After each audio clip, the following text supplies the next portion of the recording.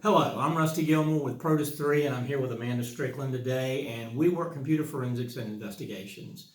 I've been with Protus 3 for about 17 years and mainly done computer investigations, computer forensics, hacking investigations, data theft, and general investigations during that time. Amanda, you want to introduce yourself? Yeah. Hi, I'm Amanda Strickland. I've been with Protus 3 for about 3 years.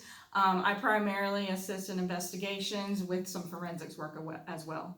Yeah, and the reason we're bringing you this video today is this month is Cybersecurity Awareness Month.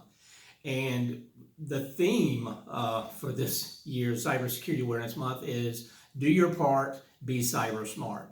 So what we're trying to do, and we've done it all month, and this will be the final video that we do, is we're just trying to give you lessons learned and information to help keep you safe on the internet. We provided information on LinkedIn and other media outlets and resources. And what we're hoping we can do is, as part of Halloween, which you know is coming up in a few days, we're just trying to give you a treat instead of a trick. Yeah, so part of being cyber smart, there's a lot of simple things you can do to to protect yourself that a lot of people underestimate. So strong passwords is a very good method of protecting yourself. Having an antivirus application installed on your computer, avoiding clicking on suspicious links, all of that sort of stuff, and especially two-factor authentication. We have worked a lot of cases where, so Microsoft Office 365 is a common tool used in businesses, and we have worked a lot of cases where we have seen that tool compromised. And a lot of these situations could have been prevented by simply enabling two-factor authentication on the account. Another thing we've seen is often those credentials will most likely, the credentials to the Office 365 account will most likely be compromised through a phishing email. Phishing emails are extremely common. You've probably seen many of them. They typically are emails that you receive unsolicited that create some sense of urgency, like you have to do this right now, or please send me this information, I need it. Sort of things like that will ask you to click on a link or download a document, something that will, in the end, compromise your personal private information.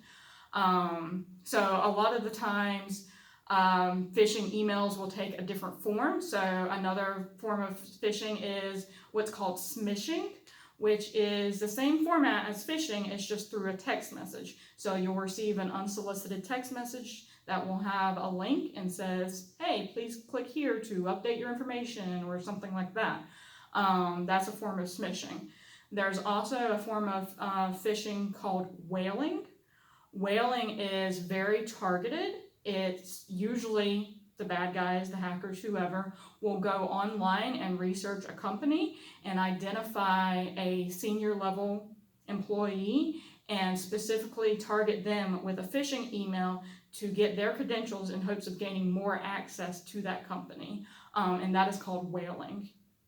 And we've got a lot of cases we've investigated over the years that, that matches what happens exactly. Specifically, we had a case where an executive of a company was targeted, a phishing email, someone got into his account. Once they got into his account, from his account, sent an email to the finance department requesting wire transfers, and the person in the finance department didn't question the email because it came from the president or the executive's account and wired out hundreds of thousands of dollars.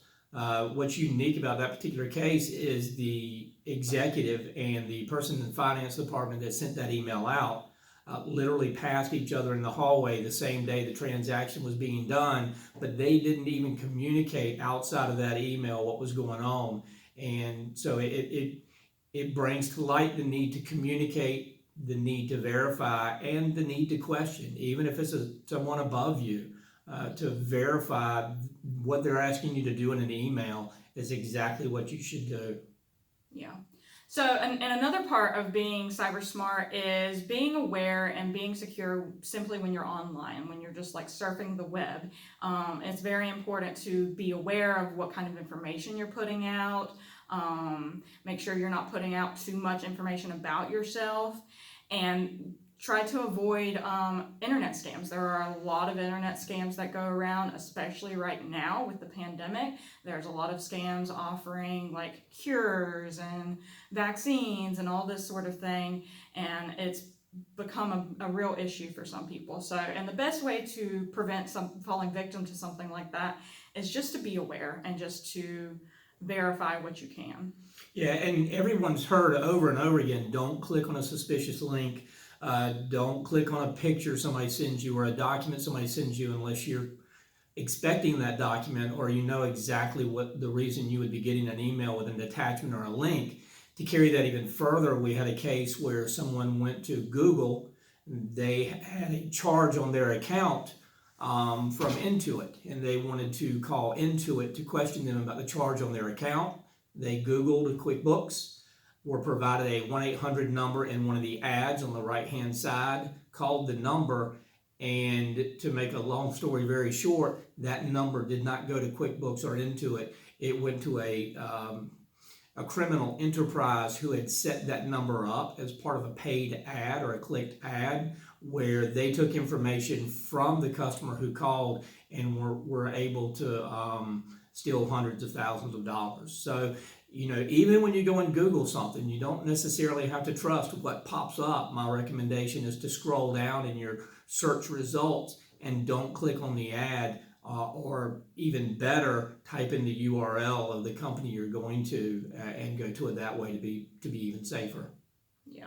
Yeah, it's very important to verify the information that's put in front of you. So, and I mean, you can do this in a variety of ways. You call the person that sent you that unsolicited email and see if it's really them.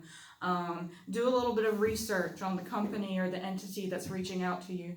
Talk to people you know and see if they've received a similar request or a similar message or something like that. Oftentimes these things can be prevented by just being aware and being cautious and being very careful about what information you put about yourself online. And I hope you've enjoyed this. We just wanted to bring you this information and hopefully help prevent you and others from being tricked during this Halloween season. Thank you very much. Thank you.